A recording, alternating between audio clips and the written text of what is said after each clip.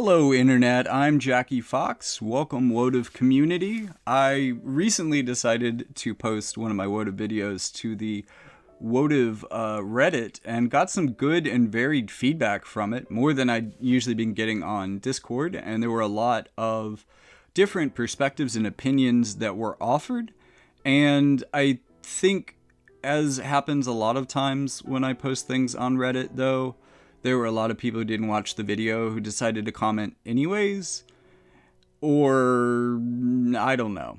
But there were some really good points brought up, and there are a number of things that I want to talk about in this video overall that I don't think other people are talking about, and that even if they are, I just want to stress, because there are definitely a lot of people, even with the advice that I have given, that are going to struggle with dream enhancement.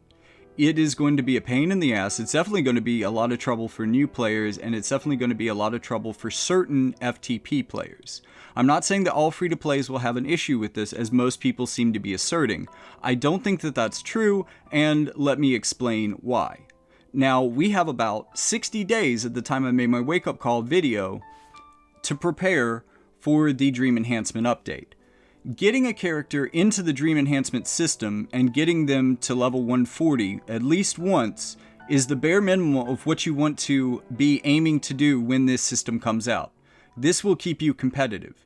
Yes, this is a system that will benefit whales more as we talk about reincarnation, but just getting into the Dream system is at least most of the way there. This can be compared to putting full sets of runes on your TMRs, but not really worrying about the passives or not really worrying about them being UR, but just getting those bonuses on your TMR. This is kind of like that. This is the bare minimum that you can do to stay competitive, while there's additional grinding for people who want to be grindy about it. But the reason that I say this is that if you have a unit or several units already at 120 that you want to keep using into the future, and especially if those are units that we already, and there's a list I showed in the previous video of units that we know are getting dream enhancements because of our foresight into what's happening in JP. If you have those units and put them in the barracks now, and you keep your barracks full from now until dream enhancement, you will get 120 of their mind spheres. You will be able to do dream enhancement right away. You will be able to 140 them right away. That is why this video is important. But in addition to that, I also want to talk about Gumi economics, and I mentioned that video in the previous video, and I'm going to link it in this one as well, because I think that it's unique. It's a perspective that I don't think many players have or understand about this game, but it talks about not the economics of like them making money. We'll talk about that in a second. It talks about the in-game economics, the values of certain items, their relative value, like what you would pay for, what you would grind for, and what is so common that you're going to have it no matter what, just doing normal stuff in-game, and how that changes when they increase the level cap or add new items, all that stuff. Just to break it down really simply, we can expect the Dream Enhancement stuff to follow basically the same rollout as things like Blossoms of Paradise. And yes, I'm sure anyone who was playing during the beginning of the EX era remembers that Blossoms of Paradise were hard to come by. But as a free-to-play player, you could usually get 3 or 4 per month, so even in the beginning, and this got better and better over time, usually within the first 3 months of these systems launching, it starts to become sustainable for FTPs. They're giving them a little bit of an edge, and yes, as I admitted in the previous videos, whales will have a bit of an edge at the beginning, because there will be a cap on these items, and to be able to max out a bunch of characters really quickly, you will need to spend. But I think a more reasonable FTP goal is to have 3 units up to 140 within 2 or 3 months. I think you can easily get the resources to do that, even if you aren't spending a lot of time in game. I think that's possible.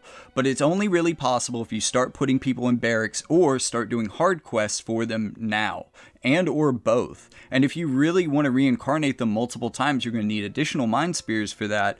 So maybe you want to put them in the hard quests and in your barracks.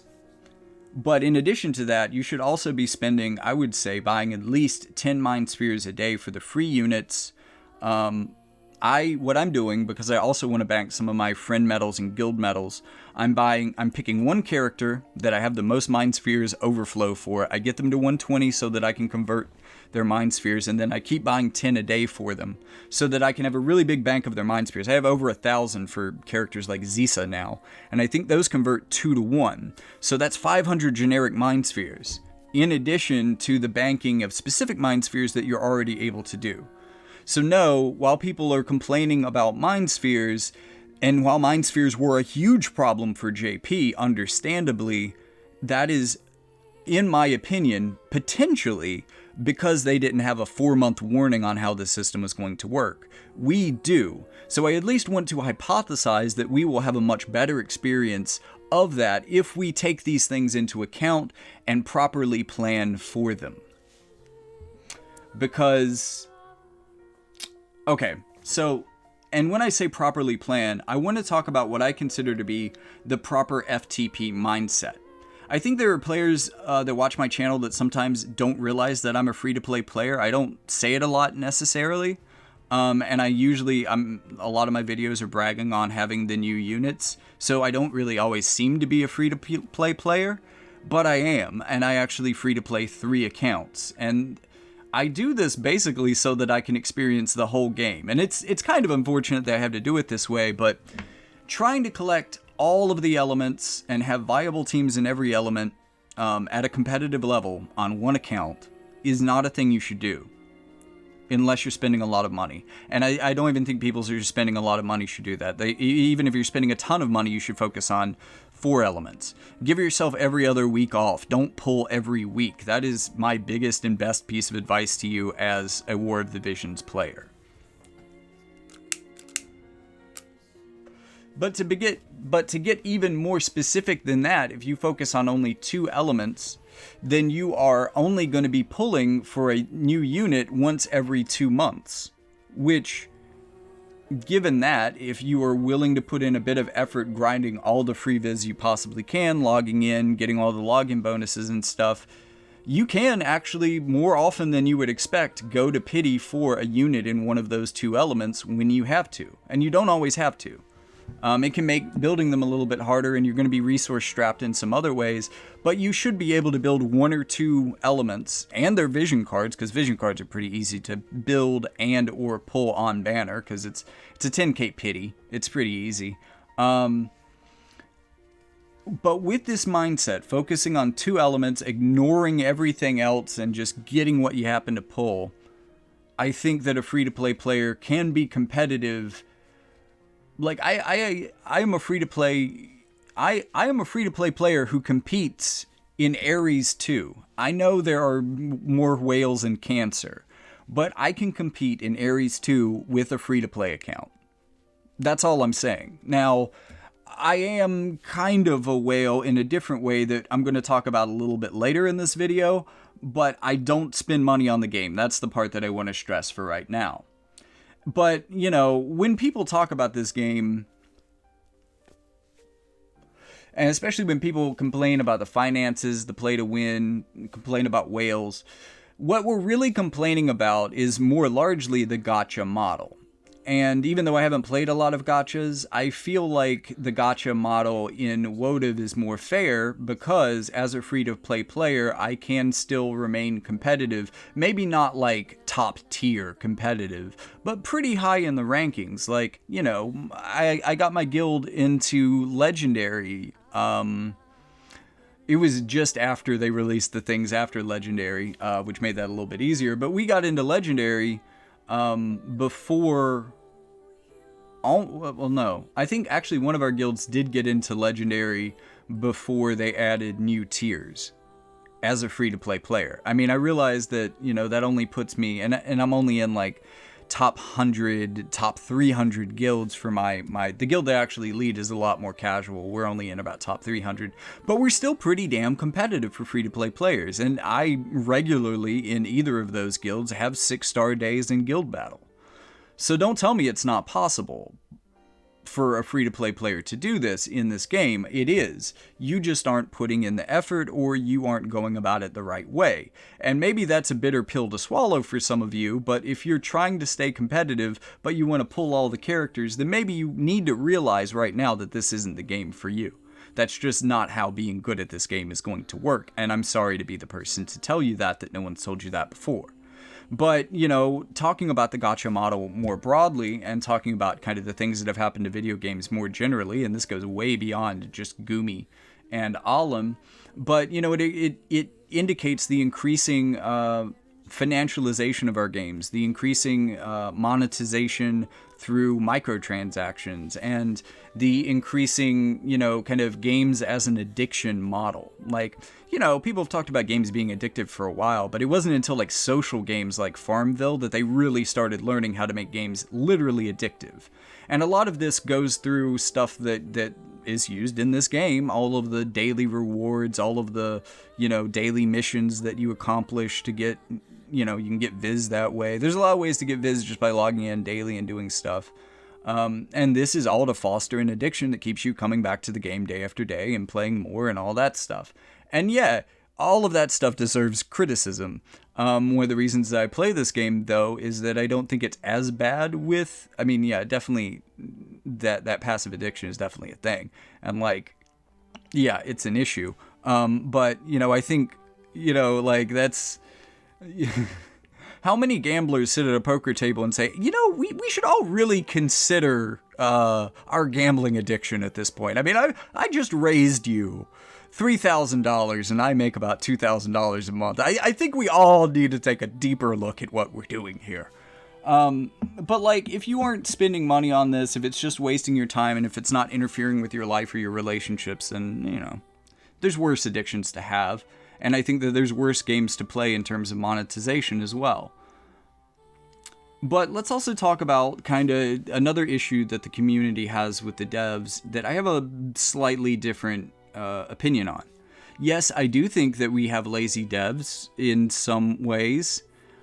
Well, no, actually, that's exactly what I want to push against. I don't think that we have lazy devs. What I think is we have too few devs. And this is kind of a broader concern with Square historically, and with Japanese video game development companies more broadly, is that they generally have much smaller staffs and work their people much harder. And, you know, this, personally, I see a really direct parallel to the labor issues here in America with our airlines and with our railways, whichever one of those makes more sense. Because both of those companies are running into a lot of issues with the public. The public is unsatisfied with the way that they're doing things, and it's because they refuse to hire enough workers to get the job done that needs to get done. I don't think that the devs are lazy. I don't think that, you know, they're terrible people or they're trying to screw us or any of that stuff. What I think is that this company in general, and just like all companies, is profit hungry. And one of the ways that they make more money is by hiring less staff and making them do more things. I mean, this has never been so transparently put out by a tech company as when Elon Musk took over Twitter and said that he was going to get rid of a lot of people and everyone else would have to be quote-unquote hardcore. So, you know, a lot of the issues that I do have with this game all run through the same undercurrents that I have with a lot of tech companies, a lot of businesses, a lot of monopolies, capitalism in general, anything about our society that is fundamentally focused on and motivated by the profit motive. And complaining about Gumi in particular isn't going to change that. I mean, I get it, and it is worth being said. And here now I have said it. It has been said, and I think most people covering gachas won't even really mention this necessarily, even though they'll complain around the point sometimes. That this is a for-profit model that is somewhat abusive. Let's be completely honest about it. But also their hiring practices and just kind of the way that they work people, I think, is also abusive. And I think that there is kind of a labor rights issue there.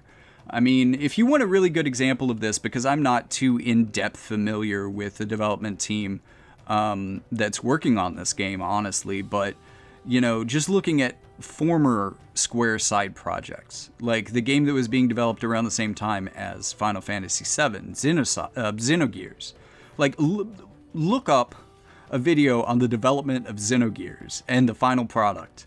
It is one of the best games of all time, and it is completely unfinished. Not completely unfinished, but it is basically unfinished. The development saga of that story, I don't think, I think that's probably like a little bit of an outlier in terms of this kind of dynamics within Japanese video game development. But it kind of gives you an indication of the resources that Square is probably, or Square Enix now, is giving Gumi and Alim to operate with, and how that probably affects their budgeting and how they allocate their staff. But let's move on to another topic that people also don't talk about, and let's talk about paid versus time whales, because I do think that there's two different types of whale in this game, and that poor players are often neither. Because if you don't have a lot of money for this game, then you are also more likely in a class that is working more hours a day, coming home more stressed, and maybe you play this game to relax, but you don't necessarily have the time to stress yourself out with this game, getting all the maximum stuff. I mean, this game actually does present us with a lot of things to do, technically speaking. A lot of things that most people don't even consider. Like, when a new weapon comes out, yes, you need to farm up 64 recipes to be able to fully maximize it and have that extra recipe for its +6 awakening in the future. But also, there are 2 quests associated with that, and clearing each quest a total of 8 times with each element also builds towards a system that gets you also additional rewards, which are pretty helpful, even though they accidentally doubled that, and then we got a lot of the rewards, and now we're playing catch-up, and that system doesn't seem to make sense anymore because they never really fixed it. But there's a lot of little things like that, if you want to spend hours and hours playing this game every week, that you can do to really get yourself close to kind of whalier players. And as a free-to-play, if you are a time whale, it is definitely possible that you are competitive, if not better, than certain whales who aren't paying as much attention to their builds in the game as you are. Although, and I'm not even really going to mention paid whales, because we all know, like pay to win. We get it. We know what that is. But there are also pay-to-win whales who also maybe have cushy enough of a job that not only do they have the disposable income to blow on waifus, but they also have enough free time to actually make sure that that waifu has a perfect setup, perfect battle AI. They've maximized all of their trust runes to just be perfect for this build, and they've absolutely maximized everything to the best thing that they could find online. They've been copying the best builds. Those players who are both time and money whales are going to kick our asses regardless. And, that's just kind of how these games work. And to a certain degree, I think this game does better with the balance of that than other games does, potentially. And to a certain degree, it's not really worth complaining about. It is worth complaining about if it gets out of hand. And it may, as people are saying, get out of hand with Dream Enhancement. I am hoping, it is my hope, because I am a hopeful person, I think, most of the time, is my hope that having even 2 months of prior knowledge of how this system is going to work could give us a completely different experience of it than JP had, but at the same time, even that might not be enough, and it may just separate the whales out even further, and then it's definitely worth complaining about. But the idea that this game could function, the idea that any one of us could play this game for free without whales is kind of an impossibility. Like, as much as you may hate them, that's the profit model for this game. If those whales don't exist, and if they can't be given at least enough of an edge that they can stay near the top of the competition scene, then they're going to leave. They're spoiled, entitled, I hate to go on a whale rant today, but if you look, and at the same time, if I was blowing money on a video game like this, and I wasn't getting a competitive advantage out of it, I'd probably be pretty mad too, because I could have spent that money on real things, and perhaps a reasonable person should instead spend their money on real things. But at the same time, there does need to be a certain amount of whales to keep the devs paid. I mean, that's just kind of the way it is. But there is one more issue in the free-to-play argument that I don't think people ever talk about, and I've never heard about. And I think it's because, for most of us, we can't notice the difference. Here's what I mean. Phone quality greatly affects your ability to play this game. Some phones can't even really run it at all. Some phones run it laggy as hell. If you are a free-to-play player, you are technically a lot more likely to have a shitty phone. You know, if you didn't have a lot of money to spend on this game, you probably didn't have a lot of money to spend on your phone.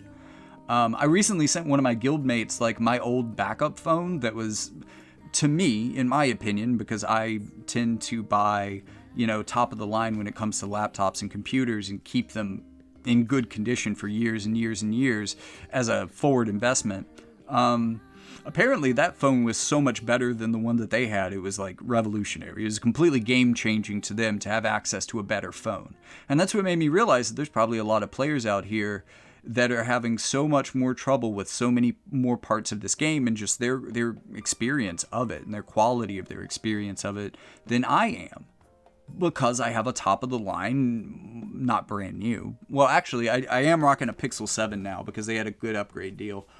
So I do have simultaneously a top of the line and new phone right now. And yes, the game runs immaculately. And for some people, that just won't be the case. And that's going to add time to your background repeats. That's going to do all sorts of things that are going to make the game just a little bit harder for you to compete.